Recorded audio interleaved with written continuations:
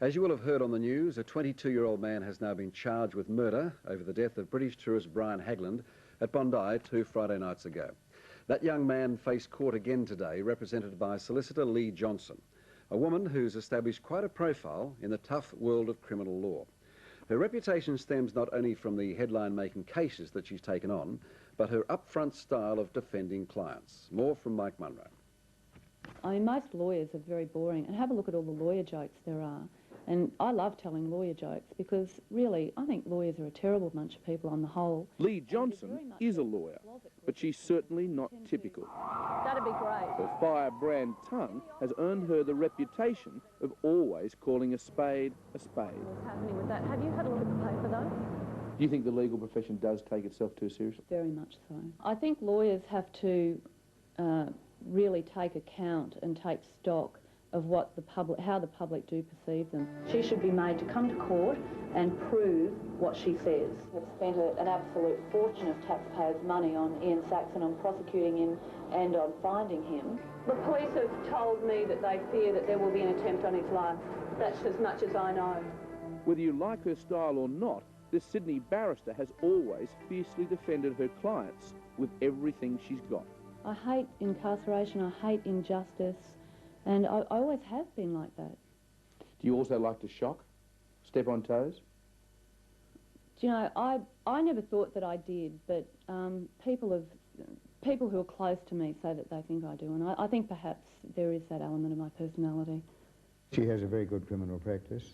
She's highly regarded, I know, by her clients, and she's had a very significant run of successes, as I understand it. As former Chief Justice in New South Wales, Sir Lawrence Street is one of the most respected legal brains in the country. You've got to lead with your heart. You can't just lead with your head. And she leads with her heart, and she practices law with her heart. It's more than a job. You can't just say, this is a job, you pay me, I'll do it. I mean, your level of commitment has to be much higher than that. On and off over the past 10 years, Leigh Johnson has defended some of the most brutal and controversial cases in Australian criminal history. The attack began immediately. Bikie setting upon bikie. One of the bikies involved in the 1984 Milperra massacre was Glenn Eves. He was convicted of manslaughter and was defended by Johnson. After his release from prison, she became his girlfriend and the target of criticism by other lawyers. I feel sorry for Glenn that I ever went out with him because, you know, he's at university, he's doing a degree, he's doing really well. He's not a member of a bikie gang anymore, and it's really over for him. And every time something about me comes up, he's dragged into it. Leigh Johnson was also criticised for publicly crying when the Anita Cobby murderers were convicted. She had become particularly close to one of them, Gary Murphy. Even holding hands with him in jail? I never held hands with him in jail. That's not true. Who told you that? No. Well, prison officers said that. No. I've maybe been publicly too friendly. Is that the correct behaviour, do you think? Well, I hesitate to be judgmental, but it's certainly not behaviour which one would encourage. If you come into a profession where really nobody gives a you-know-what about their clients and they see them merely as a means to them making money, and I come in and I'm showing a lot of personal interest and really caring about them, then they're judging that on their levels. Prison acts as a second office for Johnson, and today it's Long Bay Jail. Bonjour. Bonjour, ça va?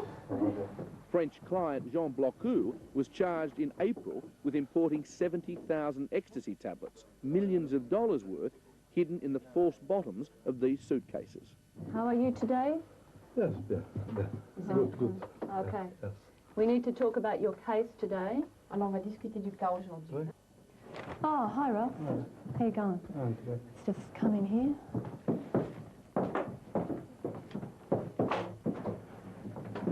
Another visit, another client.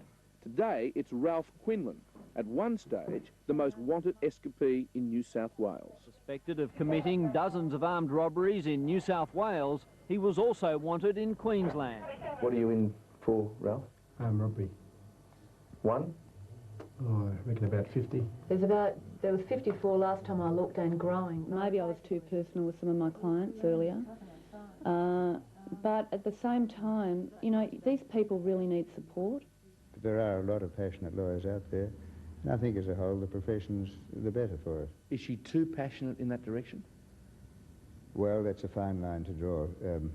Perhaps sometimes yes, perhaps sometimes no. How you doing today? Good, thank you. Just grab a seat. The legal profession is pretty cutthroat for anyone, but particularly women.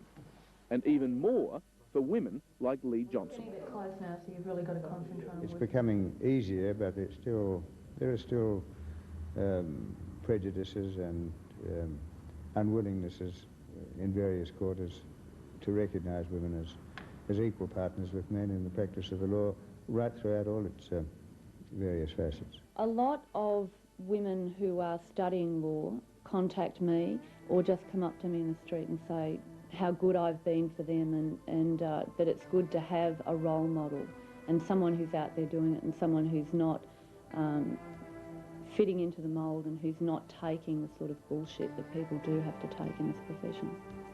I mean, what you see is what you get with me, and I think maybe that's what people don't like about me. Leigh Johnson, This Is Your Life. Mike Munro reporting.